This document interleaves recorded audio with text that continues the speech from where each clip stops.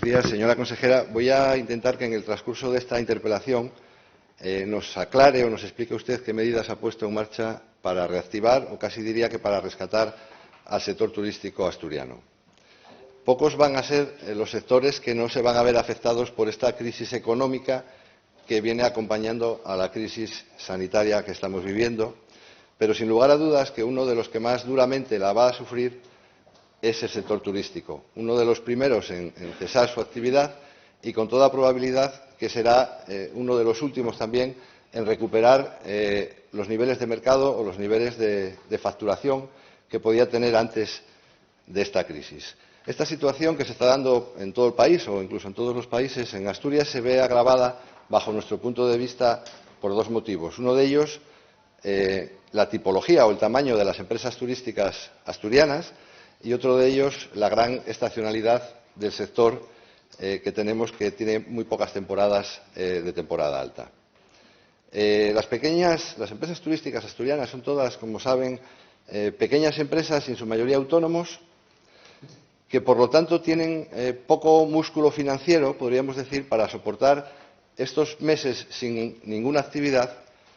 y teniendo que asumir todos los gastos fijos que tienen este tipo de instalaciones: la hipoteca o los alquileres, luz, agua, alcantarillado, basura, seguros, telecomunicaciones, gastos fiscales, de asesorías. Es muy difícil, convendrá conmigo en que es muy difícil que estas pequeñas empresas puedan asumir tantos meses con esos gastos y sin ningún tipo de ingreso. Si a eso le sumamos la época en la que se produjo esta pandemia y este estado de alarma, antes de la Semana Santa, frustrando ya lo que es la facturación de Semana Santa, obligando a las empresas incluso a tener que devolver los anticipos de las reservas que ya estaban contratadas, convendrá conmigo, señora consejera, en que el sector turístico asturiano está atravesando, sin lugar a dudas, el momento más crítico de toda su historia.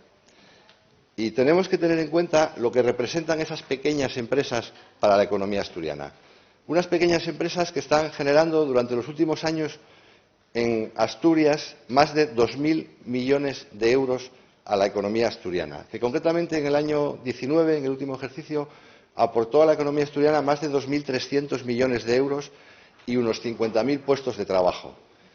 Con esto quiero decir que, si bien es cierto que para que el turismo funcione en una zona tiene que haber una buena sanidad, porque los turistas van a sitios donde sí hay una buena sanidad,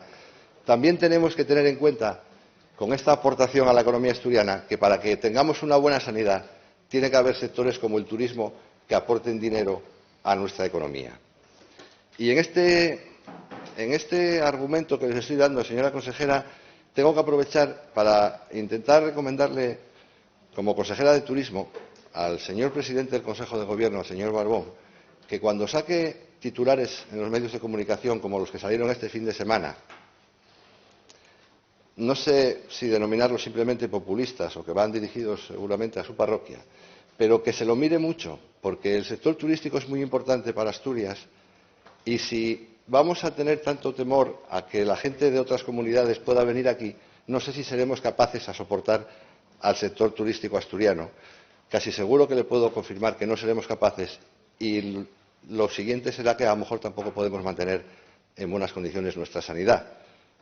Eso yo creo que es una reflexión que nos teníamos que hacer todos, y que el sector turístico asturiano, si no hay movilidad entre regiones, no puede sobrevivir, señora consejera. Ustedes nos anunciaron a finales de abril que iban a poner en marcha un plan turístico, un plan de rescate para el sector turístico, que contemplaba unos 8 millones de euros. Ese fue el anuncio del 30 de abril y la pasada semana, el 6 de junio, nos volvieron a anunciar otros 8 millones de euros. Quizás tendría que empezar a aclararnos si van 16 millones de euros ya o si es el mismo plan anunciado dos veces. Y nos gustaría que nos aclarase también si esa aportación a mayores que hicieron ustedes a los presupuestos de turismo para rescatar al sector, si estoy equivocado, ruego que me lo corrija en su turno, por favor, señora consejera, consiste en 5 millones de euros de préstamos para las empresas, que van de 5 a 20.000 euros para empresas de menos de 20 empleados, con un año de carencia y con un interés fijo del 1,5% o variable del Euribor más 1,5%. Pero préstamos que, en todo caso, las empresas tendrán que devolver, y tendrán que devolver, lógicamente, con intereses. Y los otros 3 millones, o concretamente 2.800.000, eran unas campañas publicitarias que ya existían en los presupuestos y que se van a redireccionar. No tiene sentido hacer campañas a lo mejor para atraer turistas extranjeros en un escenario de fronteras cerradas, y yo casi añadiría que menos en Asturias, que tenemos el aeropuerto peor conectado de todo el norte y que somos la única comunidad del norte que no tenemos ferry. Entonces nos parece buena idea que se puedan reorientar esas campañas a atraer turistas nacionales. Pero entonces, si esto que estoy diciendo es cierto, dígame usted la aportación a mayores que hicieron al sector turístico, ¿en qué consiste?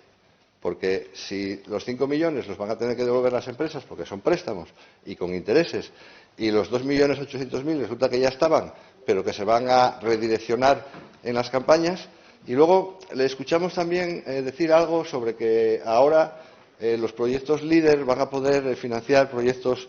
turísticos en las zonas rurales y demás. Hombre, si nos puede explicar aquí cuál es la diferencia con antes, porque que yo sepa, los proyectos líder siempre fueron precisamente para eso, para diversificar la actividad y la economía en la zona rural, y uno de los proyectos, o de los mayor número de proyectos casi que se presentaban en estos planes, incluso en los anteriores planes PRODER, siempre eran orientados hacia